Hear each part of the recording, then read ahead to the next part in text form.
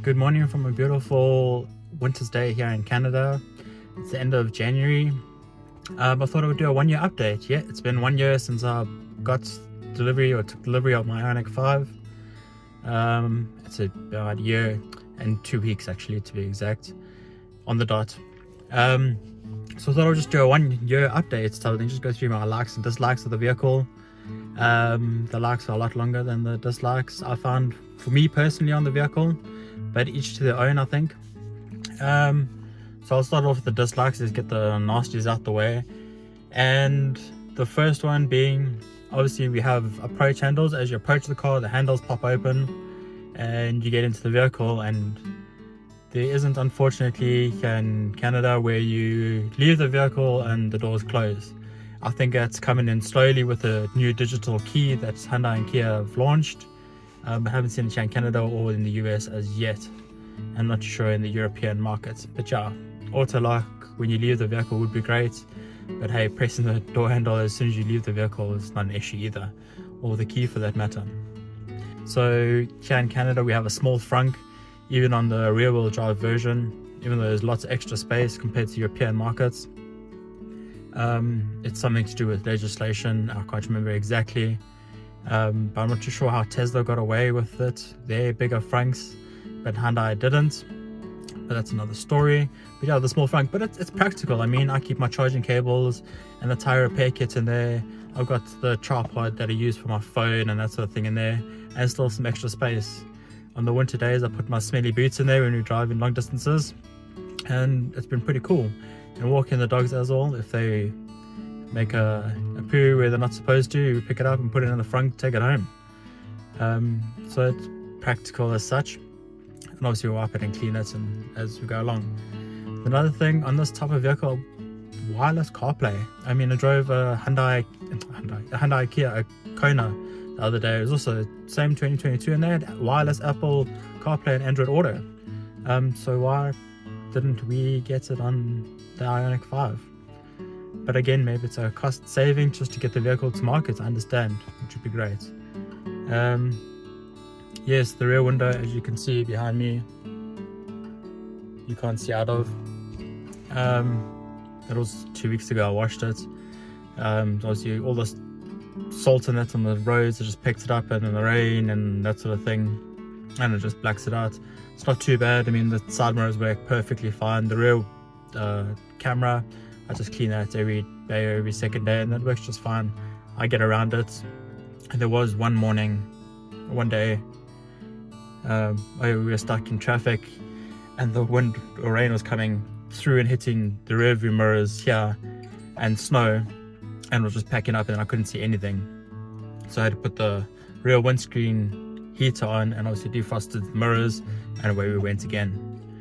But those are all my dislikes, really. The car's been had a great range. I'm getting around 400 kilometers in winter and like minus 10, 20 degree weather. Haven't done many long trips, but we did a 380k round trip the other day, and it was fine. It's about 10% left. That was with 4 adults, going from 0 meters above sea level to 600 and down again and up. It's elevation gain, obvious, and change as you're going up. Obviously you're going to use more electricity. That's why that for me is important.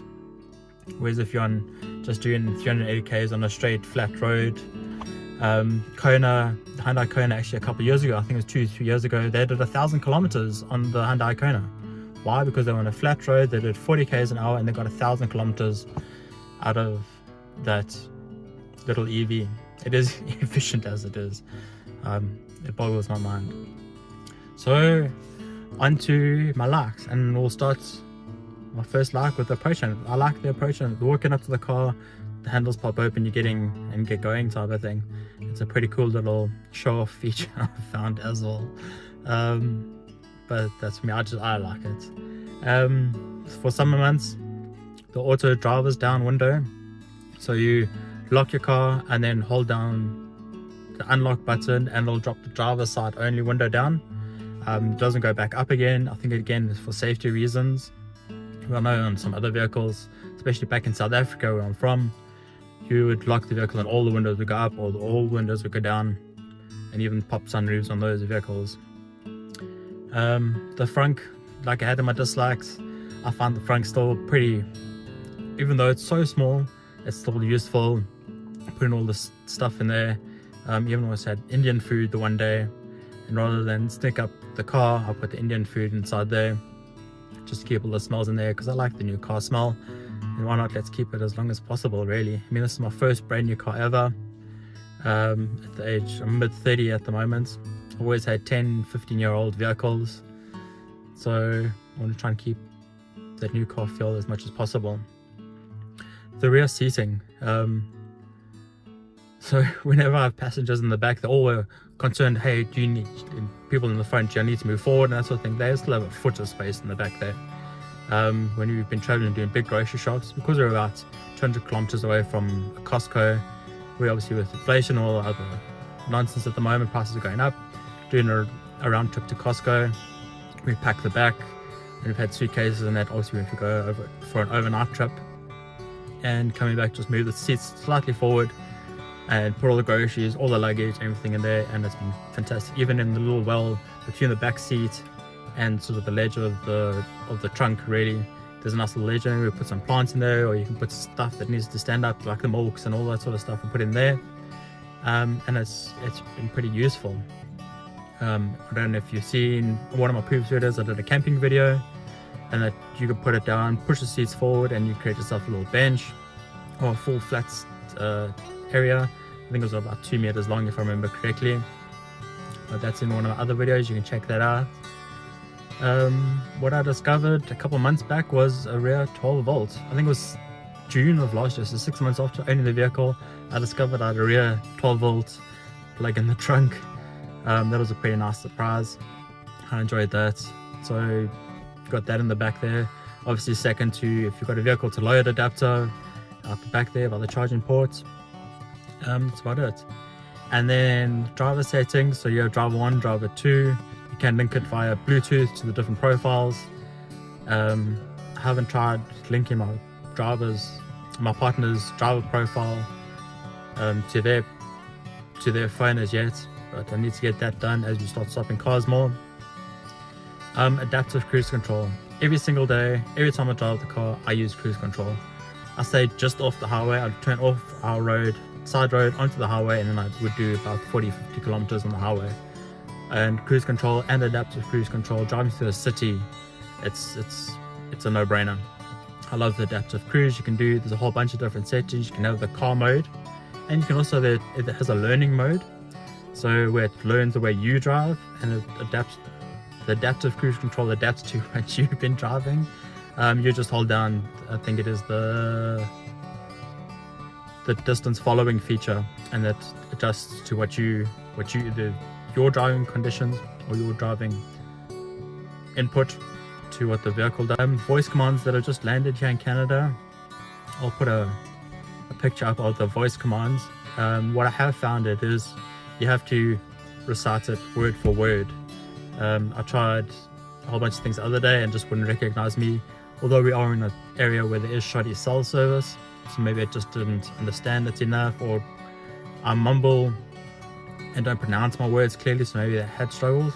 But for the most of it, using the voice commands now in winter, especially, to turn the heated seats on, the heated steering wheel, to turn the hot air up and down, not so much the charging ports.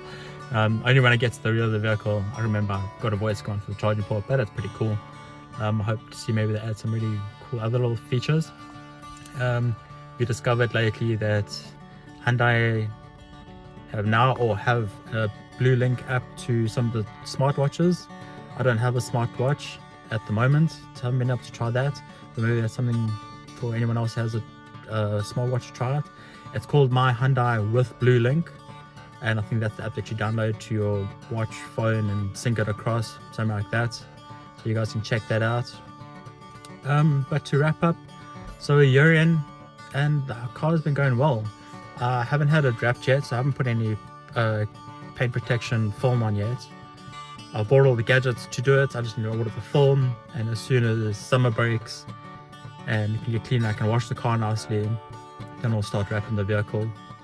and get that done. Otherwise, the car's been going well. Everyone's been impressed. I still get a lot of questions and queries. Yes, a lot of people say, have you replaced your battery pack yet? It's like, no. It's a good vehicle. You haven't had to replace this battery pack. You won't need to for the years to come, really.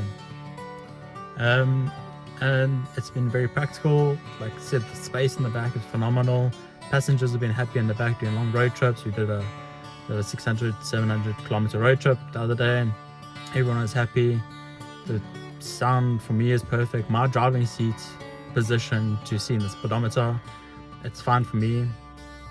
I sit very high up as it is, but maybe I am short. I'm 5'6" or 7 or something like that. So I'm not incredibly tall, but to the driving position for me has been perfect. And that's about it. My only gripe is I want to try and play with that rear spoiler to get away from this issue. I think there's that rear little spoiler in the spoiler where the air goes down and getting blocked. That needs to come off, I think. I don't do autobahn speed, so I might try that out. I'm trying to find an unfortunate vehicle that has been written off to maybe replace the rear spoiler with. I've tried to take this one off, but again, I'm too afraid to. I'm not mechanically inclined, so I wouldn't break anything as yet. But overall, very happy with my vehicle. I hope you guys that have your vehicles are enjoying it. Excuse me. And those who are still waiting, hang in there.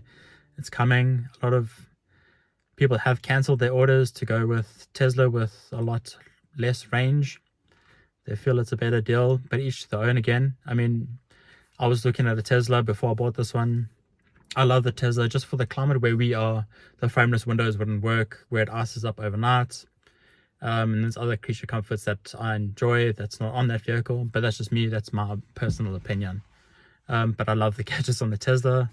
I'm a nerd as it is, so maybe I'll look at it as a second vehicle for my partner who's not too fussy, I suppose, over vehicles, who just likes to get in and drive a vehicle.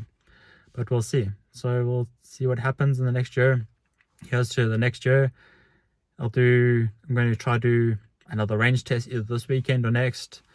Do my winter range test to see how the range is depleted, if anything, over the past year. While it is minus 13, 15 here in Canada at the moment, as we're going through an Arctic outflow. But let's see. So everyone, enjoy. Have a good year. Ciao.